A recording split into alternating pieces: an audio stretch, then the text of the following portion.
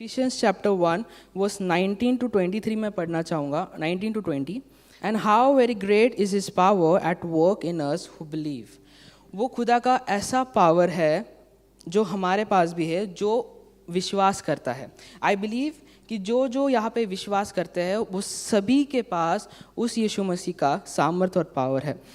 Verse 20 भी पढ़ना चाहूँगा. Which he used when he raised Christ from death and seated him at his right side in the heavenly world.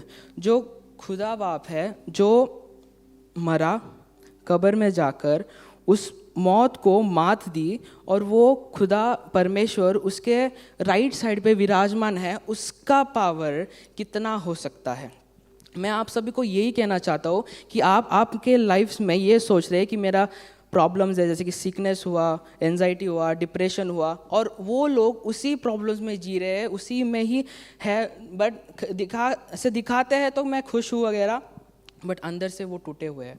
मैं सभी को कहना चाहता हूँ वो जो सामर्थी नाम, वो जो यीशु नाम है, वो नाम सब नामों से ऊंचा, सब नामों से शक्तिशाली और पावरफुल है, और इन छोटे छोटे प्रॉब्लम्स से वो डरता नहीं है.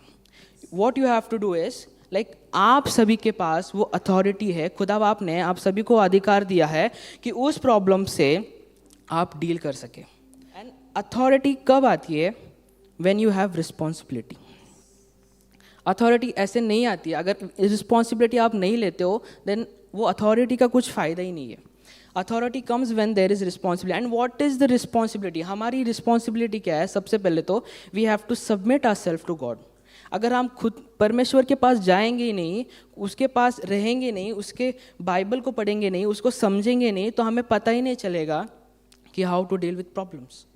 तो आज की सुबह मैं सबको ये कहना चाहता हूँ कि आपका जो प्रॉब्लम्स है, start praying for yourself and over that problems. आपके पास अथॉरिटी है, आपके पास वो अधिकार है कि आप उस प्रॉब्लम को इजीली वैनिश कर सकते हैं. Just keep faith on it, कि आप उस विश्वास के द्वारा आप उस अथॉरिटी को जीत जाएंगे. फिर मैंने एक ऐसा सोचा एग्जाम्पल के बारे में कि जैसे काफ़ी लोग हैं यहाँ पे जो विश्वास नहीं करते.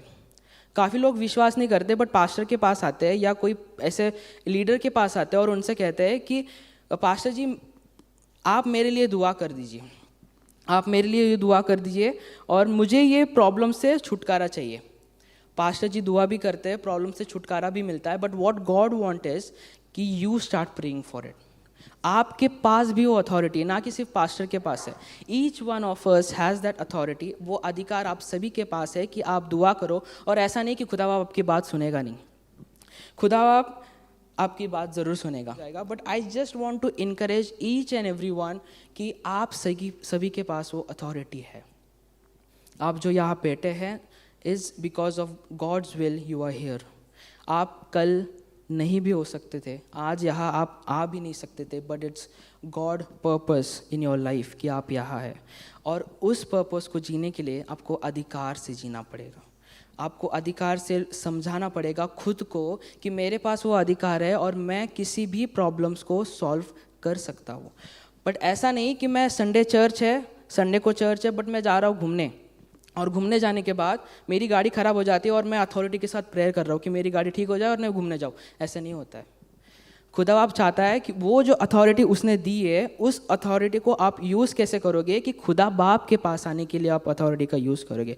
ना कि ऐसे तो बहुत सारे लोग हैं जो पैसे है उनके पास, जो बहुत सारी ऐसे बड़ी बड़ी चीज़ें कर, हमसे भी बहुत अच्छी चीज़ें करते, बट उनके पास वो अधिकार है ही नहीं. क्योंकि उनके पास अधिकार होगा पर उन्हें पता भी नहीं है कि उनके पास अधिकार है.